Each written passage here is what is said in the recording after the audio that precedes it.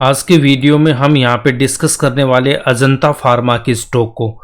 तो इसकी अगर हम बात करेंगे यहाँ पे देखो बिजनेस मॉडल को भी देखेंगे, फिर इसके फंडामेंटल्स को भी चेक करने वाले हैं, देन उसके बाद इसके चार्ट को देख लेते हैं। ठीक है, तो अगर मैं यहाँ पे इसकी बात करता हूँ तो इसके देखो बिजनेस की अगर हम बात कर लेते हैं ना, तो ये जो अजंता फार्मा है ना, इसकी खासियत क्या है कि ये ब्रांडेड जेनरिक मेडिसिन पे फोकस करती है और इंडिया के साथ साथ इनका जो बिजनेस है वो और भी एशिया की कई कंट्रीज और अफ्रीका में भी इनका बिजनेस है। ठीक है, और इनकी जो स्ट्रेंथ है उस स्ट्रेंथ के लिए यहाँ पे देखो बिजनेस को समझने के लिए इसकी वेबसाइट पे तो हम आएंगे ही आएंगे। 30+ कंट्रीज में ये अपने प्रोडक्ट को यहाँ पे एक्सपोर्ट भी करते हैं। देन अगर मैं बात करता हूँ तो 7 इसके पास मैन्युफैक्चरिंग यूनिट्स है इंडिया में, और जिनमें 6 में यहाँ पे क्या बनता है, फिनिश्ड फॉर्मुलेशन, एंड 1 में एपीआई। एपीआई क्या होता है, एक्टिव फॉर्मुलेशन फार्मास्यूटिकल इंग्रेडिएंट्स। ठीक है, जो मेडिसिन बनाने में यूज होता है। ओके, उसके बाद में देखो मोर देन 30 कंट्रीज में ये अपने प्रोडक्ट्स को एक्सपोर्ट भी यहाँ पे करते हैं। अब इसका बिजनेस और हमें डिटेल में देखना तो वेबसाइट पे तो हम आके देख ही सकते हैं यहाँ से। अब यहाँ पे आ जाओ आप, यहाँ डॉक्यूमेंट्स में आना, एक ये जो पीपीटी है इस पे मैं क्लिक कर लेता हूँ। ठीक है, तो यहाँ पे आप देखोगे, इस पे जब हम क्लिक करेंगे तो आपके पास में यहाँ पे सारी इंफॉर्मेशन आपको मिल जाती है। तो यहाँ पे क्लियरली देख सकते हो 30+ कंट्रीज में, यूएसए, अफ्रीका की 20 कंट्रीज, इंडिया और रेस्ट ऑफ एशिया में 10 कंट्रीज में भी यहाँ पे ये इनके पास। ठीक है, अब इसके बाद देखो कितना परसेंट इनका कहाँ से रेवेन्यू आता है वो गिवन है, और कौन कौन से इनके पास में देखो ब्रांडेड ये मेडिसिन, जेनरिक मेडिसिन में ये काम करते हैं। इनकी जो भी प्रेजेंस है वो यहाँ पे दिखाई है। एंड उसके बाद में ये सब आप एक बार देख लेना अच्छे से, सारी चीजें आपको समझ में आ जाएगी। मैं इसके पास जो दिखाना, यहाँ पे आ जाओ सेल्स कंट्रीब्यूशन, इसमें देखो आप इनका 4 कैटेगरीज में फोकस है मैन। ठीक है, यहाँ पे देखो कार्डियो मतलब हार्ट से रिलेटेड जो डिजीज होती है वहां पे 37%, उसके बाद पेन मैनेजमेंट में 10% है इनका, एंड यहाँ पे देखो स्किन से रिलेटेड जो प्रॉब्लम है वहां पे 23% यहाँ पे इसका रेवेन्यू आता है। देन आई से रिलेटेड है वहां पे 30% का। तो ये 4 इसके मेजर सेक्टर्स है या पॉइंट, या यहाँ पे इनकी ये इसकी स्ट्रेंथ है। ठीक है, तो क्या इनकी डिमांड कम होने वाली है? बिल्कुल नहीं। ये ऐसे सेक्टर है, फार्मा सेक्टर तो वैसे भी ग्रो करने वाला, इसमें कोई दिक्कत नहीं है ना। तो ये इसके ठीक है। बाकी अगर मैं यहाँ पे आके देखता हूँ फाइनेंशियल ईयर पे, इनको आप और कर लेना रीड, तो आपको सारी चीजें यहाँ समझ में आ जाएगी। 138 है यहाँ पे, तो इसमें सब आपको गिवन यहाँ पे मिल जाएगा जो भी आपको इंफॉर्मेशन चाहिए। ठीक है, तो इन सबको आप यहाँ पे देख सकते हो। करेक्ट, 30+ कंट्रीज में 550+ इनके प्रोडक्ट्स हैं, तो ये सारे यहाँ पे गिवन है ना। तो और ज़्यादा ये डॉक्यूमेंट्स में आपको नहीं दिखा रहा, यहाँ पे मैंने बता दिया कहाँ से देखना है। वेबसाइट पे आके आप इसमें देख सकते हो।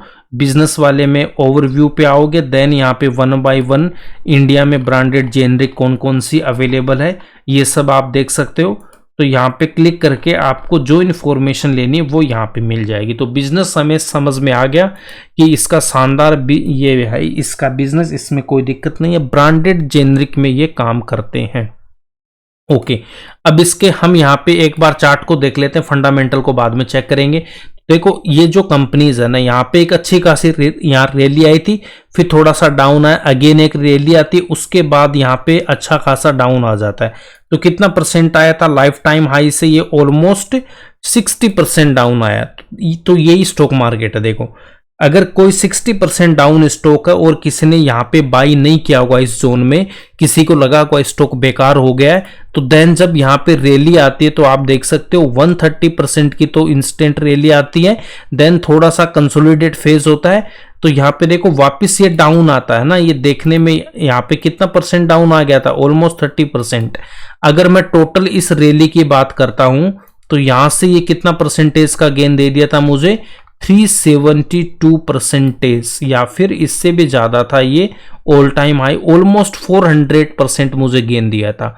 तो ऐसा ही होता है यहाँ पे देखो, जिसको लगा कि 60% डाउन स्टॉक है, अगर किसी ने यहाँ पे ट्रेड नहीं लिया होगा तो उसके ये जो 400% की जो रैली है वो उसके हाथ से निकल गई होगी। तो इसने अच्छा खासा पैसा बना के दिया 19 से, तो यहाँ पे ये स्टॉक उसके बाद में यहाँ पे प्रॉफिट बुकिंग आनी थी, इसीलिए ये स्टॉक है जो अभी नीचे ट्रेड कर रहा है। कितना ट्रेड कर रहा है, अभी हम यहाँ पे 5 ईयर्स के चार्ट पे आ जाते हैं। तो यहाँ पे आप क्लियरली देख रहे हो एक अच्छे खासे यहाँ पे कंसोलिडेट हो रहा है, इसी जोन में ये स्टॉक ट्रेड कर रहा है। तो मतलब यहाँ पे कोई अच्छा खासा माल इसमें उठा रहा है, ठीक है। अब यहाँ से मैं टॉप की बात कर लेता हूँ। तो लाइफ टाइम हाई इसने कितना लगाया था, लाइफ टाइम हाई है 3503 के आसपास, है ना, ठीक है। ये लास्ट 52 वीक का होता है, बट हम यहाँ पे लाइफ टाइम हाई लेते हैं। और अभी हमारा स्टॉक यहाँ पे ट्रेड कर रहा है। देन ट्रेड कितने पे कर रहा है, ये 2580 कितने पे कर रहा है, ठीक है, ठीक है, इतने पे यहाँ पे ये ट्रेड कर रहा है हमारा स्टॉक। अब यहाँ से अगर ये लाइफ टाइम हाई तक की जा रहा है स्टॉक, अब अगर लाइफ टाइम हाई तक जा रहा है तब ये कितना परसेंटेज का मुझे गेन दे देगा, ये मुझे 36% का गेन दे देगा। अगर मैं ये कह रहा हूँ 36% अगर 1 ईयर में आ रहा है तो बहुत अच्छा गेन है। अगर आपको 2 ईयर्स भी लग जा रहा ना तो फिर भी हमारे पास में कितना परसेंटेज का गेन हो जाएगा, यहाँ पे 18% का गेन, ये भी अच्छा खासा गेन होता। बट यहाँ पे 2 ईयर्स लगने वाले नहीं है, बट मिनिमम इन्वेस्टमेंट हमें 2 ईयर्स के लिए यहाँ पे रखना है, करेक्ट, ओके। अब यहाँ पे देखता हूं कि टॉप से कितना डाउन है ये स्टॉक, अभी भी टॉप से ये डाउन है 26%, अभी भी ये स्टॉक हमारा डाउन है, ओके। अब इसमें हमें ट्रेड लेना या नहीं लेना वो हम देख लेते हैं, एक बार फंडामेंटल को चेक यहाँ पे कर लेते हैं। अब इसके बाद में देखो ROE इसके शानदार है, कोई दिक्कत नहीं है, ऑलमोस्ट डेट फ्री कंपनी है, प्लेस परसेंटेज 14.4 है, ठीक है, कोई बात नहीं। उसके बाद में यहाँ पे हम देख लेते हैं, ये डिविडेंड भी देती है कंपनी। तो डिविडेंड के लिए NSE की वेबसाइट पे आ जाएंगे हम, और NSE की वेबसाइट पे आने के बाद में हम यहाँ पे देख सकते हैं कि कॉरपोरेट एक्शंस में जब मैं आऊँगा तो यहाँ पे मुझे क्या दिखाई देगा कि कितना डिविडेंड इसने दिया है, कब इसने बाई बैक या फिर बोनस भी देती है। ये देखो 1:2 का बोनस दिया था, बाई बैक भी लेके आते हैं और ये डिविडेंड भी देते हैं। तो सारी इंफॉर्मेशन यहाँ पे हमें मिल जाती है। व्यू ऑल पे जाओगे तो और आपको सारी डिटेल यहाँ पे मिल जाएगी। अब इसके बाद में हम चलते हैं, इंडस्ट्री पी 33 है और ये ट्रेड कर रहा है 34 पे। तो इंडस्ट्री पी के आसपास ये ट्रेड कर रहा है, प्लेस परसेंटेज है, बट यहाँ पे कंपनी का बिजनेस शानदार है तो कोई दिक्कत नहीं है, ऑलमोस्ट डेट फ्री है। तो यहाँ पे इन सब की टेंशन लेने की रिक्वायरमेंट नहीं है, ठीक है। आगे चलते हैं, क्वार्टरली रिजल्ट की बात करता हूं। तो जून 25 को जून 24 से कंपेयर करेंगे तो यहाँ पे सेल्स मेरी इंक्रीज हुई है और प्रॉफिट भी मेरा यहाँ पे इंक्रीज हुआ। सेल्स अच्छे खासी इंक्रीज हुई है, बट प्रॉफिट यहाँ पे उतना इंक्रीज नहीं हुआ है, बट फिर भी इंक्रीज हो गया है, ठीक है। अगर मैं प्रॉफिट, नेट प्रॉफिट अगर देखता हूँ वो भी यहाँ पे इंक्रीज हो गया है। देन यहाँ पे देखो मार्च 25 को देखता हूँ तो वहाँ पे भी मेरे पास में मार्च 24 से कंपेयर करूँगा, सेल्स भी इंक्रीज हुई है एंड प्रॉफिट भी इंक्रीज हुआ है। एंड यहाँ पे दिसंबर को अगर हम कंपेयर करेंगे लास्ट ईयर के सेम क्वार्टर से तो यहाँ पे आप देख सकते हो सेल्स इंक्रीज होके आई है और प्रॉफिट भी यहाँ पे इंक्रीज होके आया है। सितंबर क्वार्टर की अगर मैं बात कर लेता हूँ तो सितंबर 23 यहाँ पे मेरे पास में तो सेल्स इंक्रीज है एंड प्रॉफिट भी इंक्रीज हो गया है। तो लगातार लास्ट 4 क्वार्टर में यहाँ पे मेरे पास में सेल्स एंड प्रॉफिट दोनों इंक्रीज होके आ रहे हैं, बट स्टॉक अभी भी एक रेंज में ट्रेड कर रहा है। तो ये हमारे लिए एक बहुत अच्छी अपॉर्चुनिटी है। अब इसके प्रॉफिट एंड लॉस में आप देख सकते हो लगातार यहाँ पे इनकी सेल्स है वो ग्रो की है। 19 में हल्की सी कम हुई है, बाकी अगेन यहाँ पे लगातार इसने हमेशा नया इसकी सेल्स है वो लाइफ टाइम हाई आई है, ठीक है। अभी मैं बात कर रहा हूँ लास्ट 4 क्वार्टर की जो हमने यहाँ पे डिस्कस किए, इन 4 क्वार्टर्स की। तो इन 4 क्वार्टर्स की जो सेल्स है वो लास्ट ईयर की सेल्स से ज़्यादा है। एंड अगर मैं प्रॉफिट देख रहा हूँ तो 1280 करोड़, ये भी हमारा हाईएस्ट एवर है। तो हाईएस्ट एवर मेरे पास सेल्स है, हाईएस्ट एवर मेरा यहाँ पे प्रॉफिट है। देन खुद का पैसा यहाँ पे 3765 करोड़ है, 47 करोड़ डेट है, ऑलमोस्ट ना के बराबर ये हमारे पास में डेट है। अब देखो फिक्स्ड एसेट यहाँ पे इन्होंने कितने ज्यादा इंक्रीज किए हैं, 1480 से कहां पे ले गए आपकी, ये गए 1762 करोड़, और 176 करोड़ अभी CWIP में। इसका मतलब ये कैपेसिटी एक्सपेंस कर रहे हैं, तो यहां से हमारी सेल्स और इंक्रीज होगी तो प्रॉफिट भी हमारा इंक्रीज यहां पे होगा। ठीक है, अब यहां पे एक पॉइंट और देखो, इधर इनका जो ऑपरेटिंग मार्जिन्स था वो अच्छा खासा था, 30 के ऊपर ही था, ऑलमोस्ट 30 के आसपास ही रहता था, और अभी जो आपका यहाँ पे देखो 27 के आसपास ही आ गया है ना, यहाँ पे 22 था, तो वापस यहाँ पे थोड़ा सा ये मार्जिन भी इंक्रीज हो रहा है। जब 35 34 इस रेंज में जाएगा तो प्रॉफिट हमारा और भी ज्यादा यहाँ पे जंप करने वाला है। ओके, इसके बाद में हम चलते हैं, यहाँ पे हमने देख लिए फिक्स्ड एसेट भी देख लिए थे। अब शेयर होल्डिंग पैटर्न पे हम आ जाते हैं, तो शेयर होल्डिंग पैटर्न हमारे पास में देखो, प्रमोटर्स के पास 66.26 है, एंड एफआईज के पास 8.86, यहाँ पे डीआई 17.5 है, एंड गवर्नमेंट के पास 0.01, पब्लिक है 7.38, देन यहाँ पे कितना, ठीक है। अब इसमें एक पॉइंट यहाँ पे दिक्कत देती है कि प्रमोटर की जो यहाँ पे जो स्टेक है वो डिक्रीज हो रहा है, वो यहाँ पे भी पॉइंट है कहीं पे मेंशन कर रखा होगा कि promoter holding has decrease over last 3 years 4.2%। तो इससे हमें टेंशन नहीं लेना, क्यों नहीं लेना वो यहाँ पे देखो।